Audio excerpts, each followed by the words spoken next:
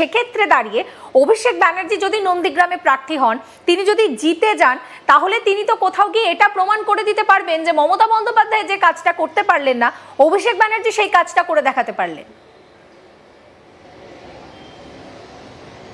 দেখো, সেই বিষয়টা তো আছেই। সেটা এই মুহূর্তে রাজনৈতিক আরোপ প্রত্যারোপের খেলা, এবং সেখানে দাঁড়িয়ে এক একজন এক এক ধরনের ভাষণ দেন, কথা বলেন, এবং বিভিন্নভাবে কিন্তু এইগুলো রাজনৈতিক একটি চাল, যে কোথাও গিয়ে বিরোধী দলদের চাপে রাখা, বা বিরোধী দলের তরফ থেকে অনেক ধরনের এরকম কমেন্ট করা হয় যেখানে শাসক দলকে চাপে রাখা যায়। ফলে ইতিমধ্যে এই বিষয়টা তো বলেছেন, অবশ্যই তিনি যদি ওখানে গিয়ে যেতেন তাহলে মুখ্যমন্ত্রী মমতা বন্দ্যোপাধ্যায়কে তিনি ছাপিয়ে যাবেন। তিনি মুখ্যমন্ত্রী যেই কাজটি পারেননি সেই কাজটি তিনি করে দেখাবেন। কিন্তু এই মুহূর্তে দাঁড়িয়ে যা খবর রয়েছে যে এখনো পর্যন্ত কিন্তু একেবারে 10,000 মানুষ, তাদের কিন্তু নাম এই মুহূর্তে কোথাও গিয়ে বাদ গিয়েছে, সেটা ডিলিশন হোক বা একেবারে অ্যাবসেন্ট হোক বা শিফটিং ভোট হোক, এএসডি যে কোনো একটা হোক এই মুহূর্তে দাঁড়িয়ে। ফলে সে জায়গায় দাঁড়িয়ে কিন্তু কোন দলের পাল্লা ভারী থাকবে সেটা কিন্তু হাই ভোল্টেজ সিটে এখন থেকে বলা মুশকিল। তা কিন্তু অবশ্যই তৃণমূল কংগ্রেস তারা তো চাপে থাকবেন, কারণ নন্দীগ্রামের মতো একটা হাই ভোল্টেজ সিট, যেটা অধিকারী গড় বলা হয়, অধিকারীদের যেখানে দাপট রয়েছে, সেখানে দাঁড়িয়ে কিন্তু লড়াইটা অনেকটাই কঠিন হয়ে যাবে তৃণমূলের কাছে। একেবারে অনির্বাণ, তোমাকে আমি সঙ্গে রাখবো। এই নন্দীগ্রাম কেন্দ্র, যেটা আমরা আলোচনা করছিলাম যে যথেষ্টই হাই ভোল্টেজ কেন্দ্র, এবং এই জায়গাটাকে আমরা অধিকারী গড় বলে জানি। শুভেন্দু অধিকারী তিনি কিছুদিন আগে সাংবাদিকদের মুখোমুখি হয়েছিলেন, এবং এই নন্দীগ্রাম নিয়ে তিনি ঠিক কি মন্তব্য করেছেন আগে আপনাদেরকে শোনাই। মুসলমান প্রধান বুথগুলোতে 77 নম্বর 78 নম্বর ওয়ার্ডগুলোতে সেখানে তৃণমূল কংগ্রেস বাম্পার লিড নিয়েছে, এবং তৃণমূল কংগ্রেসের মুসলিম এলাকায় লিড ছিল 17,000, বিজেপির হিন্দু এলাকায় লিড ছিল 9,000, 8,000 ভোটের গ্যাপ হয়েছে। অতএব উনার যে কোর ভোট, মুসলিম ভোট, সেটাকে নিতে চাইছেন। সেটা যদি সত্যিকারে তিনি পান, তাহলে বিজেপির সঙ্গে আসাউদ্দিন ওয়াইসি এবং হুমায়ুন কবিরের যে কম্বাইন্ড ক্যান্ডিডেট হবে, যা শুনছি, ম্যাচিওর করবে কিনা আমি জানি না, তার সঙ্গে হবে। তৃণমূল ইরেলিভেন্ট ফোর্স হবে। নন্দীগ্রামের ক্ষেত্র যদি বলা যায়, আমি 1,10,000-এর কাছাকাছি ভোট পেয়েছি। এর মধ্যে মাত্র 400 ভোট মুসলিম ভোট, রাষ্ট্রবাদী মুসলিমরা আমাকে দিয়েছে মাত্র 400। মীনাক্ষী বোন পেয়েছিলেন 6,200, যার মধ্যে 1200 ভোট মুসলিম ভোট ছিল। একটি মুসলিম বুথে সিপিআইএমের লিড ছিল, নয়নান, দাউদপুর গ্রাম পঞ্চায়েত। মমতা বন্দ্যোপাধ্যায় 1,08,000 ভোটের কাছাকাছি পেয়েছিলেন, গ্যাপ ছিল 1,956। শুভেন্দু অধিকারীর কথা আপনাদেরকে শোনালাম। অনির্বাণ, শুভেন্দু অধিকারী দুটো বুথের কথা বললেন, 77-78, যেটা কিন্তু মুসলিম অধ্যুষিত বুথ, এবং সেখানে তৃণমূল কংগ্রেস দুর্দান্ত লিড পেয়েছে। আমরা জানি যে এই মুহূর্তে দাঁড়িয়ে এই মুসলিম ভোট, যেটা বিজেপির পক্ষে যায় না, যেটা নিয়ে বারবার শ্রমিক ভট্টাচার্য থেকে শুরু করে শুভেন্দু অধিকারী থেকে শুরু করে তারা বারবার বলছেন যে খুব কম সংখ্যক মুসলিম তারা নরেন্দ্র মোদীর সুবিধা নিচ্ছেন, অথচ তাদেরকে ভোট দিচ্ছেন না। সেক্ষেত্রে দাঁড়িয়ে এবারের নির্বাচনেও যদি তাই হয়, তাহলে কোথাও গিয়ে তো সেই মমতা বন্দ্যোপাধ্যায়ের সংখ্যালঘু ভোট ব্যাংকটাই স্ট্রং থাকছে।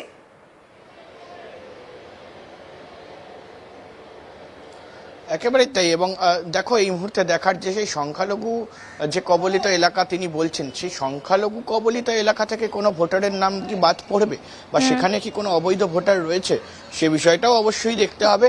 এবং তুমি যেমনটা বললে যে একেবারেই ঠিক, যে কোথাও গিয়ে কিন্তু সেই ভোটটাও কিন্তু একেবারে মুখ্যমন্ত্রী মমতা বন্দ্যোপাধ্যায়ের কাছেই পড়বে।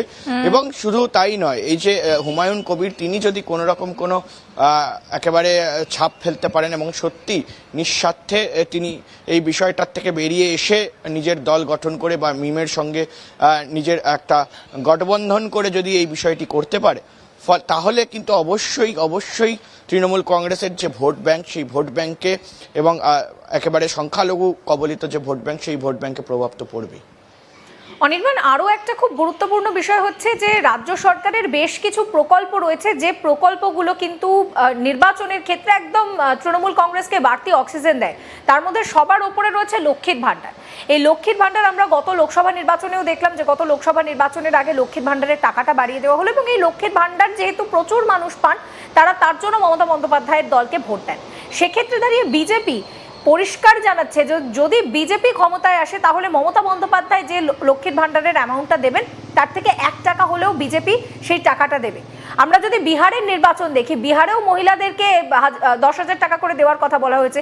তো কোথাও গিয়ে মহিলা ভোট ব্যাংকটাকে কি এই মুহূর্তে সিকিউর করার একটা চেষ্টা চলছে এই রাজ্যেও?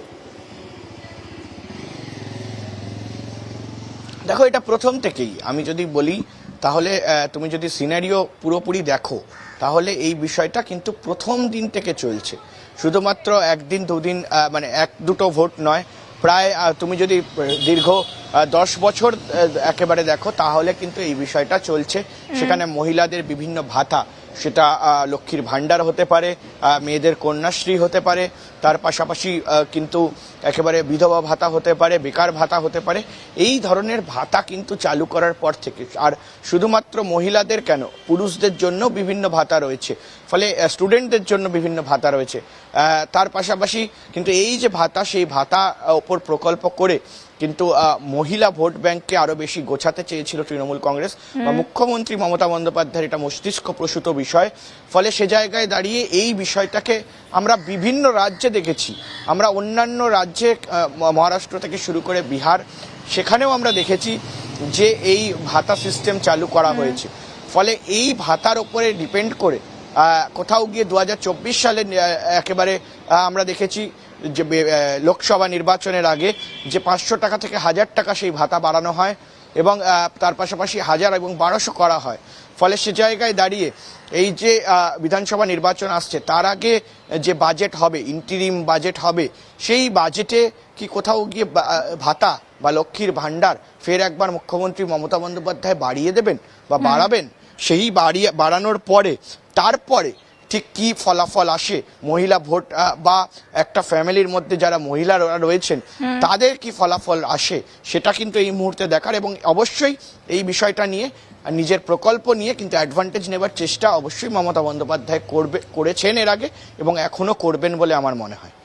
অনির্বাণ, আমরা যদি এবার একটু মমতা বন্দ্যোপাধ্যায় এবং এনুমারেশন ফর্ম এই বিষয়টার দিকে নজর রাখি, আমরা যেটা দেখলাম যে মমতা বন্দ্যোপাধ্যায় তিনি এনুমারেশন ফর্ম প্রথমে নিলেন, তারপরে তিনি বললেন যে না আমি এটা ফিল আপ করবো না যতক্ষণ পর্যন্ত সবাই না ফিল আপ করবে, এবং তারপর সম্প্রতি তিনি যখন সাংবাদিকদের মুখোমুখি হলেন তিনি বললেন যে কাউকে হিয়ারিংয়ে ডাকা হলে অবশ্যই হিয়ারিংয়ে যাবেন, যা কাগজপত্র লাগবে সেই কাগজপত্রগুলো দেবেন। তাহলে এই যে তৃণমূল কংগ্রেস শুরু থেকে এসআইআর এত কম সময়ের মধ্যে হওয়ার বিরোধিতা করে আসছিল, এটা কি শুধুমাত্র একটা আইওয়াশ ছিল? তলায় তলায় মমতা বন্দ্যোপাধ্যায়ের কি এবিসিডির সমস্ত প্ল্যান সাজানো ছিল? তার জন্যই তিনি এখন কনফিডেন্ট হয়ে বলছেন যে যদি হিয়ারিংয়ে ডাকা হয় অবশ্যই যাবেন, ফর্ম ফিল আপ করবেন, হিয়ারিংয়ে যা কাগজপত্র লাগবে সেগুলো দেবেন। তাহলে কি মমতা বন্দ্যোপাধ্যায়ের